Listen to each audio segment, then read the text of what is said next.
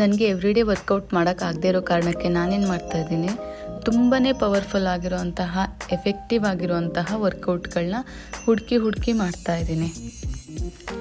ಪ್ರತಿದಿನ ಮಾಡಿದರೆ ಒಳ್ಳೆಯದು. ಬೈ ಮಿಸ್ ಮಾಡೋಕ್ಕಾಗಿಲ್ಲ ಅಂದರೆ ವಾಕ್ ಮಾಡಿ ಬ್ಯಾಲೆನ್ಸ್ ಮಾಡಬಹುದು. ಯಾವುದೇ ವರ್ಕೌಟ್ ಎಕ್ಸಸೈಸ್ ಮಾಡೋದಕ್ಕೂ ಮುಂಚೆ ನನ್ನ ಬೆಸ್ಟ್ ಸಲಹೆ ಏನಂದರೆ ವಾರ್ಮಪ್, ಬಾಡಿ ಫ್ರೀ ಎಕ್ಸಸೈಸ್ಗಳನ್ನ ಮಾಡ್ಕೊಳ್ಳೋದು. ಅಟ್ಲೀಸ್ಟ್ ಜಾಯಿಂಟ್ಗಳು ಫ್ರೀ ಆಗೋ ಥರ ಎಕ್ಸಸೈಸ್ಗಳನ್ನ ಮಾಡ್ಕೊಳ್ಳೇಬೇಕು.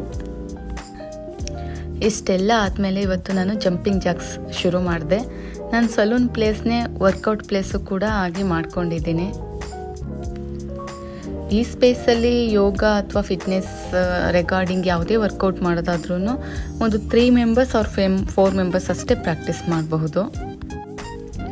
ಜಂಪಿಂಗ್ ಜಾಕ್ಸ್ಗಳು ಮತ್ತು ಸ್ಕಿಪ್ಪಿಂಗ್ ಮಾಡೋದ್ರಿಂದ ನಮ್ಮ ಬಾಡಿನಲ್ಲಿ ಎಕ್ಸ್ಟ್ರಾ ಕೊಲೆಸ್ಟ್ರಾಲ್ ಸ್ಟೋರ್ ಆಗಿರುತ್ತೆ. ಅಂದರೆ ಕೆಲವೊಂದು ಕಡೆ ಒಬ್ಬೊಬ್ರಿಗೆ ಒಂದೊಂದು ಕಡೆ ಎಕ್ಸ್ಟ್ರಾ ಸ್ಟೋರ್ ಆಗಿರುತ್ತೆ. ಕೆಲವೊಬ್ರಿಗೆ ಹೊಟ್ಟೆ ದಪ್ಪ ಆದರೆ, ಕೆಲವೊಬ್ರಿಗೆ ಥೈಸು, ಕೆಲವೊಬ್ರಿಗೆ ಹಿಪ್ಸು, ಕೆಲವೊಬ್ಬರಿಗೆ ಸೊಂಟ, ಆ ರೀತಿ ಒಂದೇ ಕಡೆ ಹೆಚ್ಚು ಸ್ಟೋರ್ ಆಗಿರುವಂತಹ ಕೊಲೆಸ್ಟ್ರಾಲ್ನ ಬರ್ನ್ ಮಾಡಲಿಕ್ಕೆ ನಮಗೆ ಈ ಸ್ಕಿಪ್ಪಿಂಗ್ಗಳು, ಜಂಪಿಂಗ್ ಜಾಕ್ಸ್ಗಳು ಹೆಲ್ಪ್ ಆಗುತ್ತೆ. ಇದರಲ್ಲಿ ಲೆಗ್ಸು ಸೇಮ್ ಮೂಮೆಂಟ್ ಇರುತ್ತೆ. ನಾವು ಜಂಪ್ ಮಾಡಿದವಾಗ ಕೂಡಿಸೋದು ಮತ್ತು ಬ್ರಾಡ್ ಮಾಡೋದು ಈ ರೀತಿ. ಆದರೆ ಹ್ಯಾಂಡ್ಸ್ ಮೂಮೆಂಟ್ ಮಾತ್ರ ಡಿಫ್ರೆಂಟ್ ಇರುತ್ತೆ. ಫ್ರಂಟ್, ಸೈಡ್ ಮತ್ತು ಫುಲ್ ಅಪ್ಪು ಈ ರೀತಿ.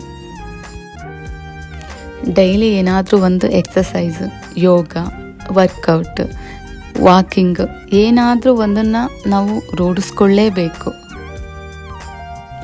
ಆಗ ಮಾತ್ರ ದೇಹ ಮತ್ತು ಮನಸ್ಸು ಎರಡೂ ಕೂಡ ಫಿಟ್ ಆಗಿರುತ್ತೆ. Thank you for watching my video. ನನ್ನ ವಿಡಿಯೋಗಳಿಂದ ಸ್ವಲ್ಪ ಆದರೂ ಯಾರಿಗಾದ್ರೂ ಹೆಲ್ಪ್ ಆದರೆ ಐ ಆಮ್ ಸೋ ಹ್ಯಾಪಿ.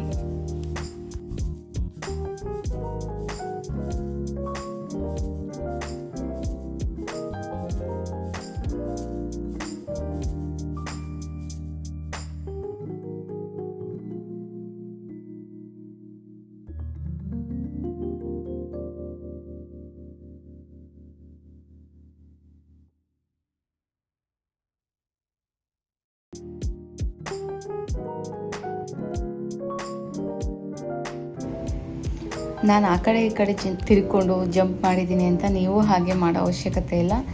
ನೀವು ನಿಂತಿರೋ ಸ್ಪಾಟಲ್ಲೇ ಮಾಡಬಹುದು.